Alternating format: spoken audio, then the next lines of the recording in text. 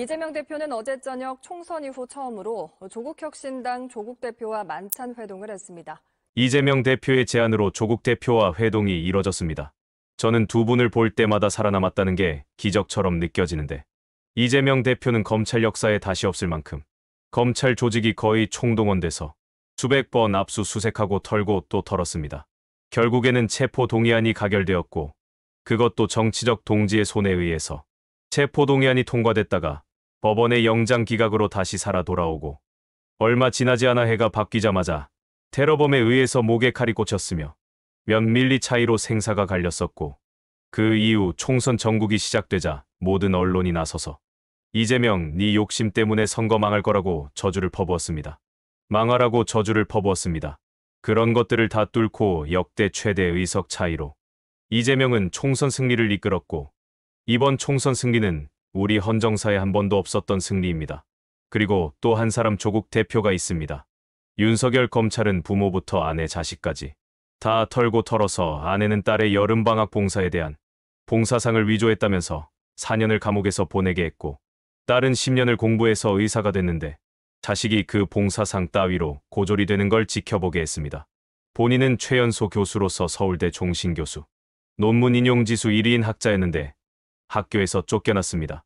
그렇게 사회적인 도덕적인 파탄자로 검찰과 언론이 몇 년을 밟아놨는데 한 달 만에 자기 혼자 힘으로 12석짜리 정당을 만드는 것. 이것 역시 우리 헌정사에 한 번도 없었던 일입니다. 그래서 저와 궁금TV 구독자들은 이런 일련의 과정이 너무 기적 같아서 두 사람에게 고맙기도 하고 기특하기도 하고 대견하기도 합니다. 반대로 이 두 사람이 제거 대상인 그 어떤 세력에게는 그래서 더더욱 두 사람을 어떻게든 무너뜨리려고 혹은 갈라놓으려고 온갖 방법을 동원할 것입니다. 저는 의제 제한을 두지 않고 다양하게 이야기를 나눌 수 있도록 사전 의제 조율이나 합의가 필요 없는 자유로운 형식의 회담을 가능한 빠른 시일 내에 개최하자고 제안했습니다. 홍철호 정무수석의 말은 너무나도 단순합니다. 여기저기서 야당 대표와 만나서 소통하라고 하니까 이재명을 만나서 보여주는 것이 윤석열의 목적이지 뭔가를 합의하고 국정기조를 바꾸고 민생을 위해 협치하려는 것이 아니다 라는 걸 함축한 말입니다. 대통령실 입장에서는 합의가 아무것도 되지 않아도 윤석열이 이재명을 만났다는 것만으로 언론은 야당과 소통했다고 써줄 것이니 윤석열에게는 남는 장사라는 것입니다. 이재명 대표가 입장을 밝혔습니다. 제가 듣기로 어제 여당의 총선 평가 토론회에서 이런 얘기를 했다고 합니다. 민생 경제가 추락하는데 관료들이 TV에 나와 수출이 잘 되고 있다 이런 소리만 하더라. 경기도에서 낙선한 당 조직부총장은 경제를 못 챙긴 무책임한 정부 여당이라고 직격했습니다. 대파값이 올라도 죄송하단 말 한 번 없었고 경제가 어려워 죽겠다는데 수출 잘 된다는 말만 했다고 비판했습니다. 뻑하면 대통령이 경로한다는 그런 표현이 나옵니까? 저는 그런 단어 흘리는 청와대 사람들이 용산의 사람들이 누군지를 모르겠어요. 경로해야 될 게 대통령입니까? 국민입니까?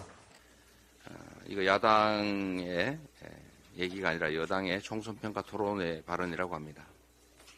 그런데 이런 목소리와 무관하게 대통령실이 지금 민생 위기를 너무 안이하게 보고 있는 게 아닌가 하는 생각이 듭니다. 현실이 그렇게 녹록치가 않습니다. 코로나19 때도 버텼던 자영업자들이 고금리, 고물가 때문에 줄줄이 폐업을 하고 있습니다.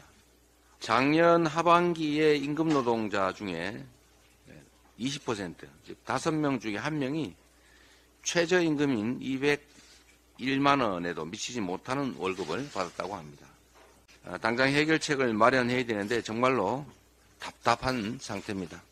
이런 어려운 민생 상황 속에서 우리 민주당이 해야 될 정치의 역할을 다하도록 하겠습니다. 영수회담 관련해서 여러 가지 얘기들이 오가고 있습니다. 오랜만에 하는 영수회담이라 의제도 좀 정리하고 미리 사전 조율도 해야 되는데 그거조차도 좀 녹록치가 않은 것 같습니다. 여러분 안녕하십니까. 윤석열 대통령과 이재명 더불어민주당 대표의 영수회담을 위한 2차 실무회동이 열렸습니다. 회동 후 민주당은 의제들에 대한 검토 결과를 대통령실이 제시하지 않았다고 했습니다. 대통령실은 의제 제한 없이 자유로운 회담을 하자는 입장을 제안했다고 했습니다. 그래서 다 접어두고 먼저 윤석열 대통령을 만나도록 하겠습니다. 복잡한 의제들이 미리 좀 정리됐으면 좋았을 텐데 쉽지가 않은 것 같습니다. 그 정리하느라 시간을 보내기가 아쉽기 때문에 신속하게 만날 일정을 잡도록 하겠습니다. 대통령을 만나서 총선에서 드러난 우리 국민들의 민심을 가감없이 전달하도록 하겠습니다. 그리고 민생 현장의 참혹한 현실을 제대로 전달하고 어떻게 하면 이 난국을 타개할 수 있을지를 지금 이 위기에서 벗어나지 못하면 몰락한다라는 각오로 이번 회담에서 반드시 국민이 기대하는 성과, 가능한 조치들을 만들어내도록 노력하겠습니다. 이상입니다. 이재명 대표는 성과를 떠나 영수회담이 필요하다 생각합니다. 영수회담을 두고 책임 공방으로 전국이 전환되는 걸 막아야 하는 것이 첫째, 윤석열에게 직접 민심을 전달하고 국정 쇄신을 요구하는 것이 두 번째입니다. 이와 별도로 민주당은 총선 민심에서 드러난 일들을 멈춤없이 추진하면 됩니다. 이재명 대표의 조건 없는 만남 수용에 웃었다가 홍익표 원내대표의 국회 소집 발언에 한방 먹은 대통령실 모습입니다. 민주당은 오늘 임시국회 소집 요구서를 제출할 생각입니다. 4월 30일부터 5월 29일 열 생각입니다. 근데 이것은 민주당이 임의로 여는 게 아니고요. 국회법에 따라 여는 겁니다. 국회법 제5조의 2 그리고 2항에는 2월, 3월, 4월, 5월, 6월 1일 그리고 8월 16일 임시의 소집을 법적으로 규정되어 있습니다. 선거가 있는 해에는 4월 국회를 소집하지 않아도 됩니다.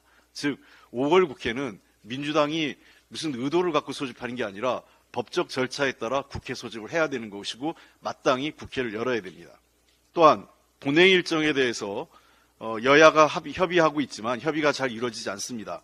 근데 본회의 일정은 의장의 재량권도 아니고 교수단체 대표 간의 협의의 대상도 아닙니다. 제가 그냥 법 조문을 말씀드리겠습니다.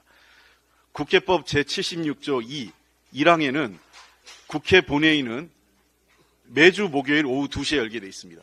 즉 5월 임시국회가 열리면 매주 목요일마다 본회의를 열어야 되는 것이 국회법에 규정되어 있습니다.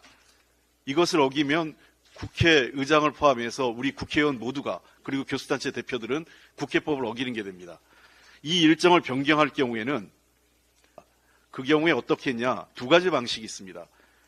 본회의에서 의결을 하거나 또는 교수단체 대표의원이 의장과 협의해서 일정을 조정해서 한 달간의 임시국회 기간 중에 본회의를 2번 연다든지 한 번만 연다든지 또는 필요하면 5번, 6번 연다든지 아니면 본회의 일정 시기를 목요일에서 금요일로 바꾼다든지 하는 것을 할 수 있는 게 그게 법적 그게 허용된 범위입니다. 결국은 협의가 안 되면 예컨대 본회의에서 의결되지 않거나 원내표를 맡고 있는 저와 교수단체 대표인 윤재욱 대표 그리고 국회의장 간의 합의가 이루어지지 않는다면 매주 목요일 오후 2시에 본회의를 여는 것은 법에 따른 의무입니다. 이것은 그 국회의장이 열고 말고 교수단체가 반대한다고 해서 열리고 안 열리고 문제가 아닙니다. 합의해야 안 열리는 거지 합의가 안 되면 열려야 되는 겁니다. 국회법을 지켜주시기 바랍니다. 이미 국민의 심판을 받았습니다.